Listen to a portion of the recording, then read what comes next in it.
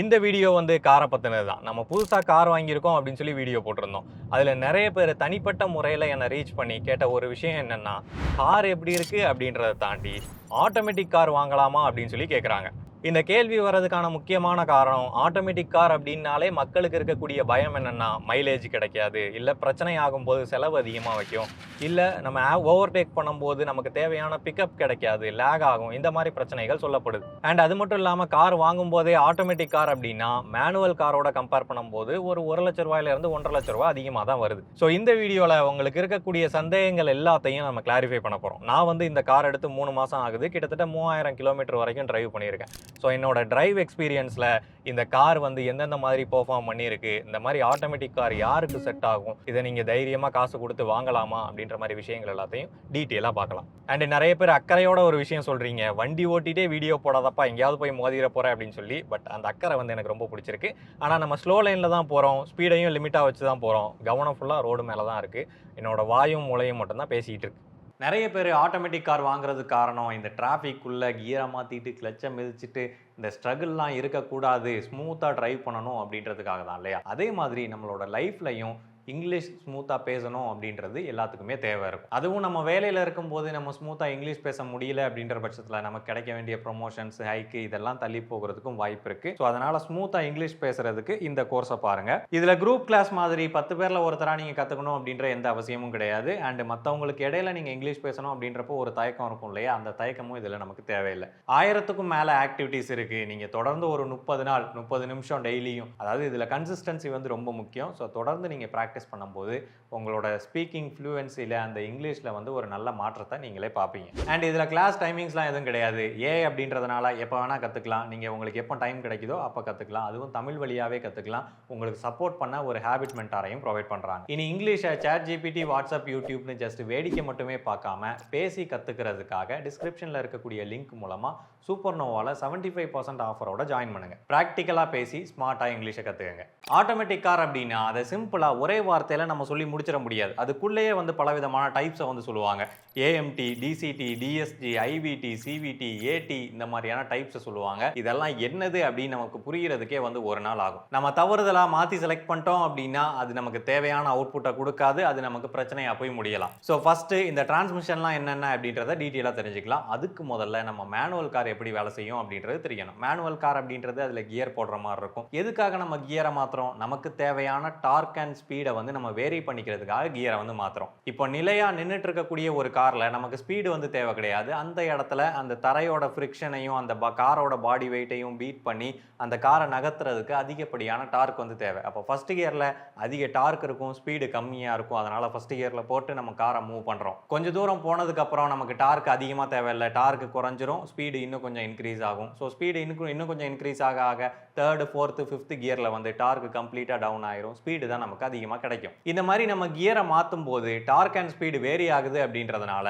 இன்ஜினையும் அந்த காரோட வீலையும் ஐசோலேட் பண்ணுறதுக்காக இடையில கொடுக்கக்கூடிய விஷயம் தான் கிளச் அப்படின்றது. அப்போ கிளச்சை ப்ரெஸ் பண்ணும்போது இன்ஜினும் வீலும் வந்து டிஸ்கனெக்ட் ஆயிருது. ஸோ அந்த சமயத்தில் நம்ம கியரை சேஞ்ச் பண்ணிட்டு மறுபடியும் கிளச்சை எனேபிள் பண்ணும்போது ரெண்டும் கனெக்ட் ஆகுது. அதுக்கப்புறமா ஆக்சலரேஷன் கொடுக்குறோம். என்னதான் தேவையான டார்க் எடுக்கிறதுக்காக வண்டியை ஃபர்ஸ்ட் கியரில் போட்டு நம்ம நகர்த்தினாலும் கூட அந்த கியரில் இருக்கக்கூடிய அந்த டார்க்கை ப்ராப்பராக வீலுக்கு கொஞ்சம் கொஞ்சமாக கடத்துறதுக்காக நம்ம கிளச்சை கொஞ்சம் கொஞ்சமாக விடுறோம். ஸோ அங்கே தான் வந்து அந்த கிளச்சும் வீலும் கொஞ்சம் கொஞ்சமாக கனெக்ட் ஆகி அதுக்கப்புறமா வண்டி ஸ்லோவாக நகர ஆரம்பிக்குது. இந்த விஷயத்தை நம்ம ப்ராப்பராக பண்ணல அப்படின்னா உங்களுக்கே தெரியும், வண்டி ஆஃப் ஆயிரும். அப்போ ஒரு மேனுவல் காரை ஓட்டுறதுக்கு நம்ம இவ்வளோ கஷ்டப்பட வேண்டியதா இருக்கு. ஸோ அதை எளிமைப்படுத்தணும் அப்படின்றதுக்காக கொண்டு வரப்பட்டது தான் இந்த ஆட்டோமேட்டிக் டிரான்ஸ்மிஷன்ஸ் எல்லாமே. இன்னைக்கு இந்தியன் மார்க்கெட்ல பாப்புலராக இருக்கக்கூடிய டிரான்ஸ்மிஷன்ஸ் பற்றி மட்டும் தான் நம்ம பேச போறோம். அதில் ஃபர்ஸ்ட் முக்கியமான ஒன்று AMT அப்படின்னு சொல்லக்கூடியது, ஆட்டோமேட்டட் மேனுவல் டிரான்ஸ்மிஷன். இதோட பேர்லேயே வந்து பார்த்தீங்கன்னா ஆட்டோமேட்டட், அதுக்கு அடுத்தபடியாக மேனுவல் அப்படின்னு சொல்லி இருக்கு. அதாவது இதுவும் வந்து கியர் இருக்கக்கூடிய ஒரு கார் தான். இதுலேயும் கிளச் இருக்கும், கியர் இருக்கும், எல்லாமே இருக்கும். என்ன அந்த வேலையை பண்ண போகிறது நம்ம கிடையாது. எலக்ட்ரானிக் கண்ட்ரோல் யூனிட்ஸ் வந்து இருக்கும். அந்த கியரை ஆக்டிவேட் பண்றதுக்கான சில ஹைட்ராலிக்ஸ் இல்ல ஆக்சுவேட்டர்ஸ் வந்து கொடுத்திருப்பாங்க. ஸோ அதை பயன்படுத்தி அந்த எலக்ட்ரானிக் கண்ட்ரோல் யூனிட்டே வந்து தேவைக்கு தகுந்த மாதிரி கியரை கூட்டவும் குறைக்கவும் செய்யும். அந்த கிளச் கண்ட்ரோலையும் அதுவே பார்த்துக்கும். ஸோ இதுவும் மேனுவல் டிரான்ஸ்மிஷன். அடிஷ்னலா ஒரு சின்ன செட்டப் மட்டும் தான் ஆட் ஆன் ஆகுது அப்படின்றதுனால இதோட காஸ்ட் கம்மி, மெயின்டெனன்ஸும் கம்மி. அண்ட் அதே மாதிரி பிரச்சனை வந்துச்சு அப்படின்னாலும் அதை மாத்துறதுக்கும் பெருசா ஒன்றும் நமக்கு செலவு வைக்காது. அண்ட் இன்னொரு முக்கியமான விஷயம், மைலேஜும் ஓரளவுக்கு நல்லாவே கொடுக்கும். ஆனா இதுல ஒரு பிரச்சனையும் இருக்கு. மேனுவல் மேனுவல் கியர்ஸ் தான் அப்படின்றதுனால மேனுவலாக நம்ம கியரை எப்படி சேஞ்ச் பண்ணும்போது ஒரு டைம் எடுக்குமோ அதே மாதிரி இந்த ஆட்டோமேட்டிக்லையும் வந்து கியரை சேஞ்ச் பண்ணுறதுக்காக ஒரு டைம் எடுக்கும். ஸோ ஸ்லோ ஷிஃப்டிங் ஸ்பீட் அப்படின்னு சொல்லலாம். நம்ம சடனாக ஆக்சலரேஷனோ இல்லை சடனாக நம்ம ஸ்பீடை கம்மி பண்ணும்போதோ நமக்கு தேவையான கியருக்கு மாறுறதுக்கு ஒரு சின்ன ஜெர்க் வந்து அது எடுத்துக்கும். அண்ட் அது மட்டும் இல்லாமல் வண்டி ஓடும் போது கியர் சேஞ்ச் ஆகும் போது அந்த ஜெர்க்கு ஒவ்வொரு பிராண்டை பொறுத்தும் மாடலை பொறுத்தும் அது எவிடென்ட்டாக தெரியும். அடுத்தபடியாக DCT dual clutch transmission TSG அப்படின்னு ஒரு சில பிராண்ட்ல குறிப்பிடுறாங்க, டைரக்ட் ஷிஃப்ட் கியர் பாக்ஸ் அப்படின்னு சொல்லிட்டு. இதோட பேர்லயே இருக்கு இல்லையா, டியூவல் கிளச் டிரான்ஸ்மிஷன் அப்படின்னா இதுல 2 விதமான கிளச் இருக்கும். இதுலயும் வந்து கியர்ஸ் வந்து கொடுத்திருப்பாங்க. அந்த கியரை ஃபாஸ்டா ஷிஃப்ட் பண்ணணும் அப்படின்றதுக்காக 2 விதமான கிளச் செட் வந்து கொடுத்திருப்பாங்க. இதுல ஒரு கிளச் வந்து 1 3 5 இந்த 3 கியர்ஸை வந்து கனெக்ட் பண்ணும். இன்னொரு கிளச் வந்து 2 4 6 இந்த கியர்ஸை வந்து கனெக்ட் பண்ணும். நம்ம மேனுவல் கார்ல கியரை மாற்றும் போது கிளச்சை பிரஸ் பண்ணிட்டு கியரை மாத்துறோம் இல்லையா, ஆனா இந்த டிசிடியில்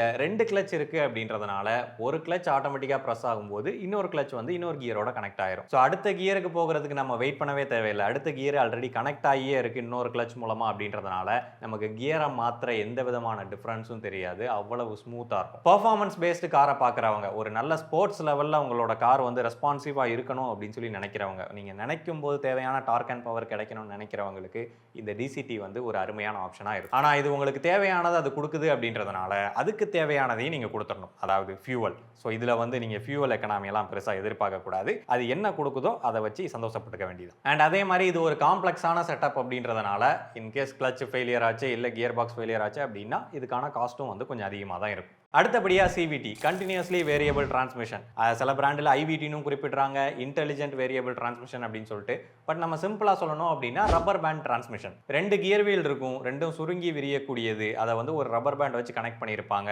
இந்த கியர் வீல் வீலோட கனெக்ட் ஆகுது, இந்த கியர் வீல் இன்ஜினோட கனெக்ட் ஆகுது. அதிகமாக டார்க் தேவைப்படும் போது இந்த கியர் வீல் பெருசாகவும் இது சின்னதாகவும் இருக்கும் அப்படின்ற பட்சத்தில் அதிக டார்க் வந்து கிடைக்கும். அதே ஆர்பிஎம் அதிகமாக அதிகமாக இந்த கியர் வீல் கொஞ்சம் கொஞ்சமாக பெருசாக ஆரம்பிக்கும், இந்த கியர் வீல் கொஞ்சம் கொஞ்சமாக சின்னதாக ஆரம்பிக்கும் அப்படின்ற பட்சத்தில் இங்கே அதிகமான ஸ்பீடு கிடைக்கும். இவ்வளோதான் மேட்ரு. முக்கியமான விஷயம், கியர் தொல்லை இதில் இல்லை. நம்ம ஸ்கூட்டிலாம் ஓட்டியிருப்போம் இல்லையா, அதே கான்செப்ட் தான். அதுலேயும் வந்து சிவிடி தான், இதுலேயும் வந்து சிவிடி தான். என்ன ஒரு சின்ன சின்ன சேஞ்சஸ் வந்து இருக்கும். இதோட அட்வான்டேஜ் சொல்லணும் அப்படின்னா ஸ்கூட்டி எப்படி ஸ்மூத்தா இருக்குதோ அதே மாதிரி இதுவும் வந்து நல்லா ஸ்மூத்தா இருக்கும். சிட்டி ரைடுக்கு ஹைவே ரைடுக்கு வந்து ஒரு பெஸ்டான ஆப்ஷனா இருக்கும். ஆனா அதே சமயத்துல உங்களுக்கு அதிகப்படியான டார்க் வேணும் அப்படின்ற பட்சத்துல அந்த சமயத்துல இது கொஞ்சம் அந்த பெல்ட் வந்து ஸ்லிப் ஆகிறதுக்கு சான்ஸ் இருக்கு.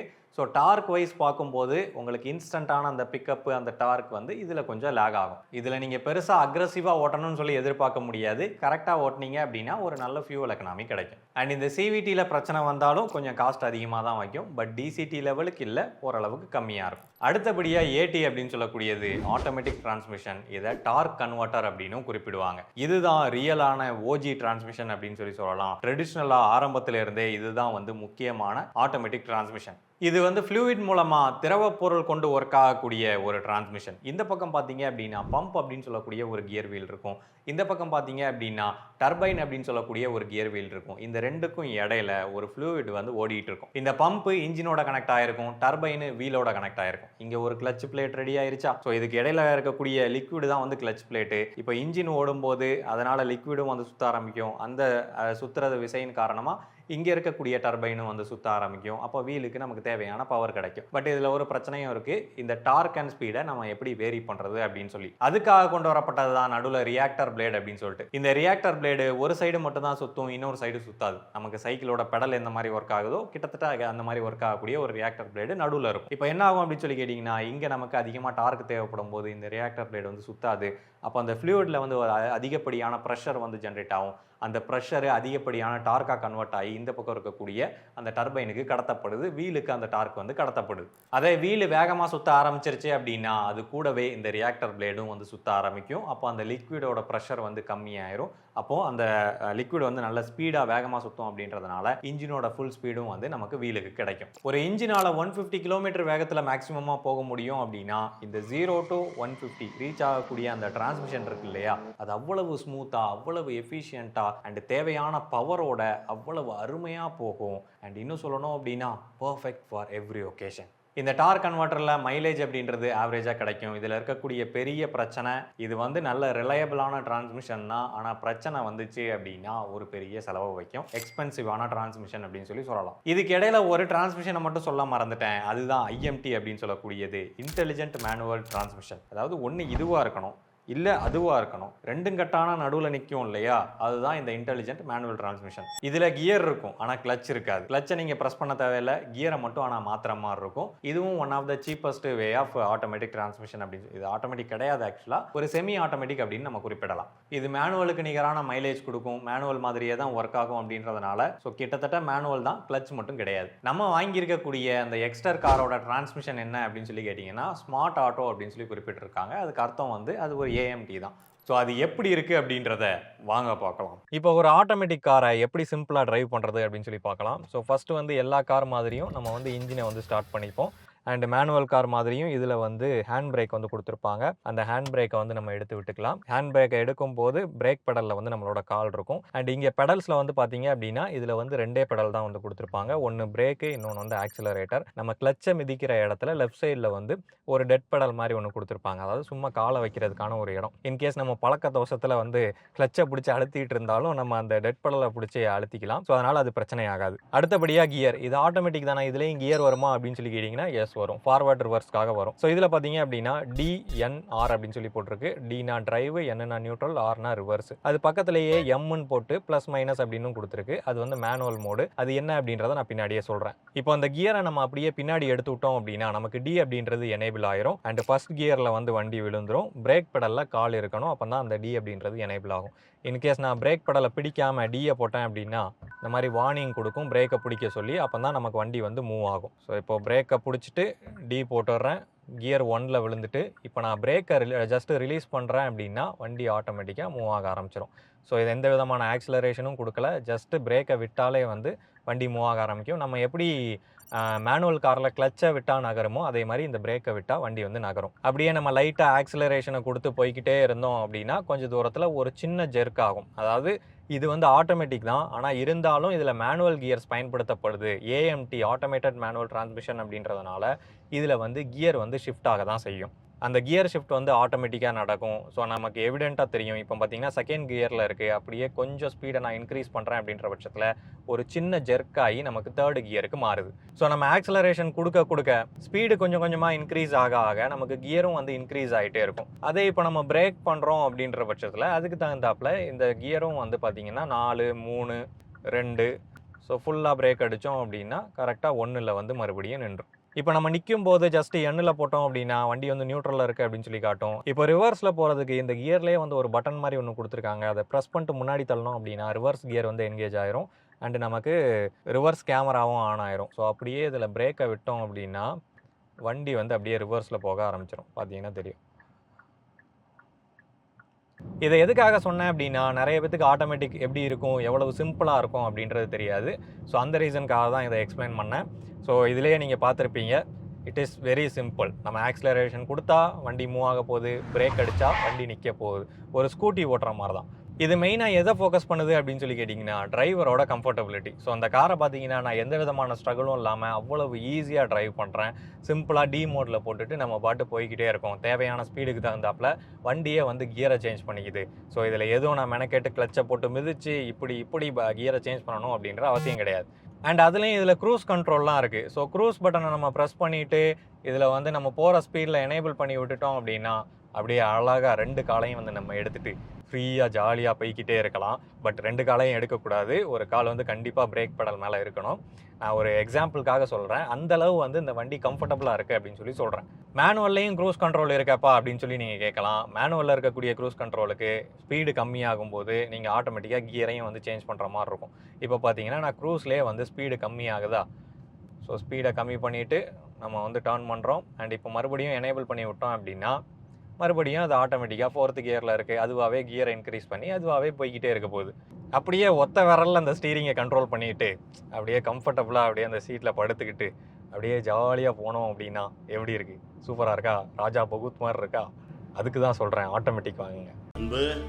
இதோட பேச்சு நேத்து இதில் பிரச்சனையாக சொல்லக்கூடிய விஷயங்களில் ஒன்று இந்த பிக்கப். இப்போ ஒரு சிலர் சொல்லலாம் மேனுவலில் அப்படின்னா எனக்கு தேவையான இடத்துல நான் கியரை கம்மி பண்ணிவிட்டு ஆக்சிலரேஷன் கொடுத்தேன் அப்படின்னா ஈஸியாக ஓவர்டேக் பண்ண முடியும், நமக்கு தேவையான அந்த டார்க் வந்து அந்த இடத்துல கிடைக்கும் அப்படின்னு சொல்லுவாங்க.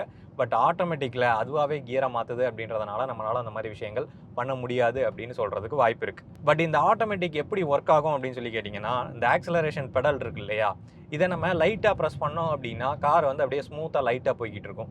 அதே நம்ம வேகமாக ப்ரெஸ் பண்ணுறோம் அப்படின்னா, இப்போ சடனாக ப்ரெஸ் பண்ணுறோன்னா ப்ரெஸ் பண்ண உடனே 5வது கியர்லேருந்து டபக்குன்னு 2வது கியருக்கு போயிட்டு நமக்கு தேவையான டார்க்கை வந்து இன்ஸ்டண்ட்டாக அந்த கார் வந்து கொடுக்குது. அப்போ இந்த கார்லையும் நமக்கு தேவையான டார்க்கை எடுக்கிறதுக்கு நம்ம சிம்பிளாக பண்ண வேண்டிய ஒரே ஒரு விஷயம் என்னென்னா, அந்த ஆக்சலரேஷன் பெடலை வந்து ஹார்ஷாக ப்ரெஸ் பண்ணணும். அதாவது டு த ஃப்ளோர் அந்த அளவு வந்து ஹார்ஷாக ப்ரெஸ் பண்ணும்போது நமக்கு 2வது கியரில் மாறிட்டு தேவையான டார்க்கு ஃபுல் பொட்டன்ஷியல் ஃபுல் பவரில் வந்து நமக்கு கிடைக்கும். இந்த விஷயம் மேனுவலில் நீங்கள் டவுன் ஷிஃப்ட் பண்ணி அதுக்கப்புறமா கிடைக்கக்கூடிய டார்க்கை விட இது பெட்டரானது. ஏன்னா இது இன்ஸ்டண்ட்டாக கிடைக்கும். ஆனால் அதே சமயத்தில் ஸ்டார்டிங்கில் ஒரு சின்ன டிலே வந்து கண்டிப்பாக இருக்கும்.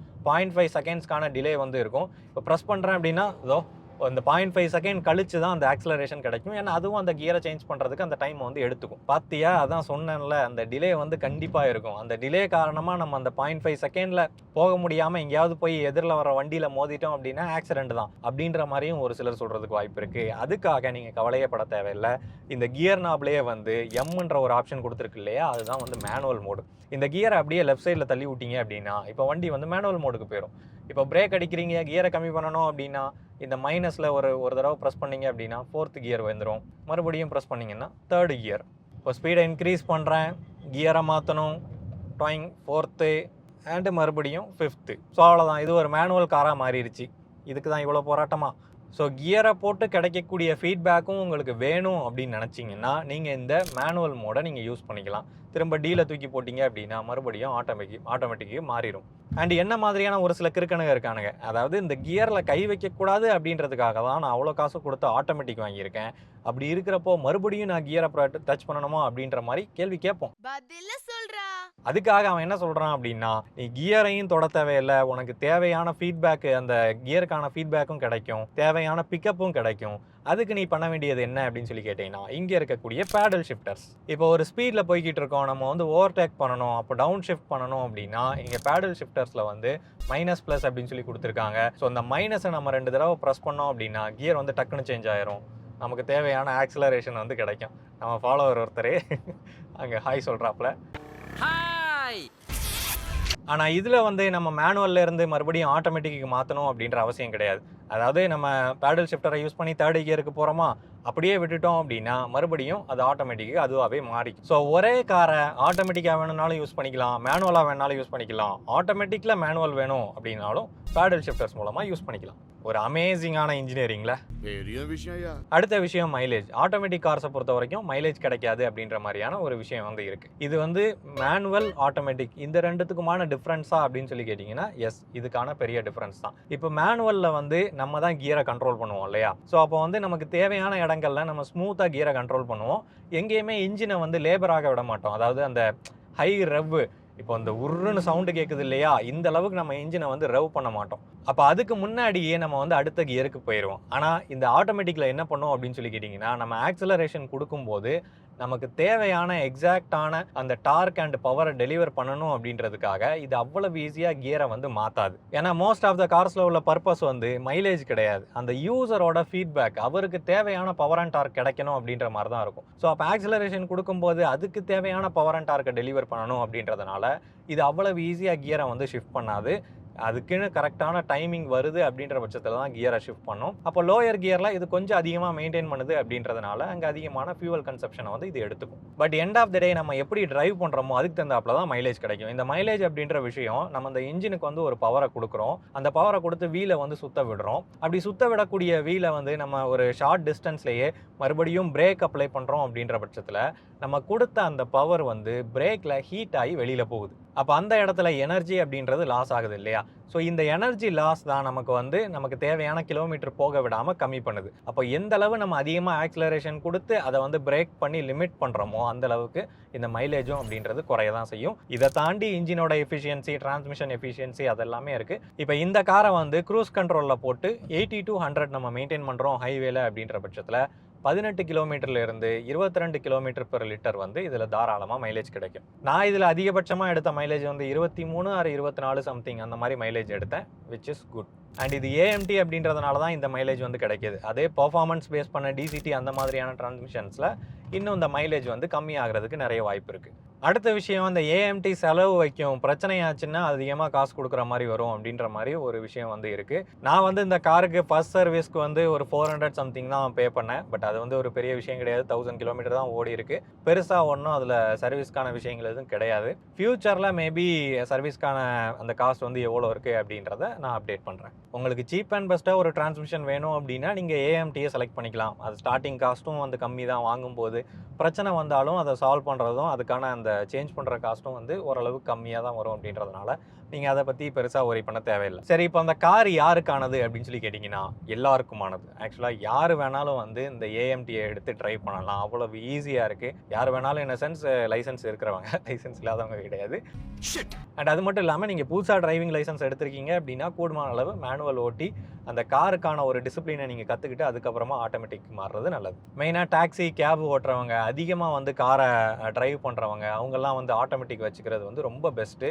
ஏன்னா நீங்கள் அதிகமாக கொடுக்குற அந்த 1 லட்ச ரூபா வந்து நீங்கள் எப்படியும் இஎம்ஐ கட்டி தான் வாங்க போகிறீங்க. அதில் எக்ஸ்ட்ரா ஒரு 1000 ரூபா கொடுக்குறதுல பிரச்சனை கிடையாது. உங்களுக்கு உடம்பு, அதாவது உங்களோட ஹெல்த்தும் வந்து இதில் ஒரு பெரிய கன்சர்னு. உங்களுக்கு காலுக்கு எந்த விதமான வலியும் வராது. ஸ்மூத்தாக ஓட்டிகிட்டு போகலாம். டிராஃபிக்கில் நீங்கள் அதிகமாக கிளச்சை மிதித்து கஷ்டப்பட தேவையில்லை. கியரை ஓயாமல் மாற்றிட்டு கஷ்டப்பட தேவையில்லை. டிரைவிங் எக்ஸ்பீரியன்ஸ் வந்து அவ்வளவு ஸ்மூத்தாக இருக்கும். இன்னுமே இந்த மேனுவல் வாங்கினா தான் கெத்து. பாரு நான் எப்படி பயங்கரமாக கியரை டொயின்னு சேஞ்ச் பண்ணி நான் பயங்கரமாக ஓட்டுறேன் அப்படின்ற மாதிரிலாம் அதெல்லாம் ஓரளவுக்கு நல்லாயிருக்கும். இப்போ வந்து கம்பஷன் இன்ஜின் மாதிரி ஈவி வருது. ஈவியில் வந்து நான் கியர் வச்சு தான் ஓட்டுவேன் அப்படின்னு கேட்டால் உங்களுக்கு கிடைக்குமா? கிடைக்காது. அதில் இருக்கிறது மோட்ரு, சிம்பிளாக பிரேக் படல், ஆக்சிலேட்டர் படல் மட்டும்தான் இருக்கும். அப்போ அதில் போயிட்டு நம்ம கியரை எதிர்பார்க்க முடியாது. ஸோ டெக்னாலஜி அட்வான்ஸ் ஆகும்போது நமக்கு எது வந்து ஈஸியாக ஒரு விஷயத்தை மாற்றுதோ அதுதான் வந்து டெக்னாலஜியோட இம்ப்ரூவ்மெண்ட். ஸோ இந்த டிரைவிங் எக்ஸ்பீரியன்ஸை ஈஸியாக பெட்டராக மாற்றி கொடுக்கக்கூடியது இந்த ஆட்டோமேட்டிக் கார்ஸ் தான். அப்போ அதுக்கு நம்ம மூவ் ஆகாமல் இன்னுமே மேனுவலை வச்சு அடிச்சுட்டு இருந்தோம் அப்படின்னா அது உங்களோட தனிப்பட்ட விருப்பம். நான் எதுவும் சொல்ல விரும்பலை. உங்களுக்கு பீஸ்ஃபுல்லான டிரைவிங் வேணும் அப்படின்னா நீங்கள் ஆட்டோமேட்டிக் காரை சூஸ் பண்ணிக்கோங்க. மற்றபடி இது ஆட்டோமேட்டிக் காருக்கான ப்ரொமோஷன்லாம் ஒன்றும் கிடையாது. நீங்கள் மேனுவல் வாங்கணும் அப்படின்னா அதையே வாங்கி தாராளமாக கியரை சேஞ்ச் பண்ணி யூஸ் பண்ணிட்டு இருங்க. இவ்வளோதான் அந்த வீடியோ. அந்த வீடியோ உங்களுக்கு பிடிச்சிருக்கும், புரிஞ்சிருக்கும் அப்படின்னு சொல்லி நம்புகிறேன். இன்ஜினியரிங் ஃபேக்ட் சேனலுக்கு சப்ஸ்கிரைப் பண்ணுங்கள். நன்றி.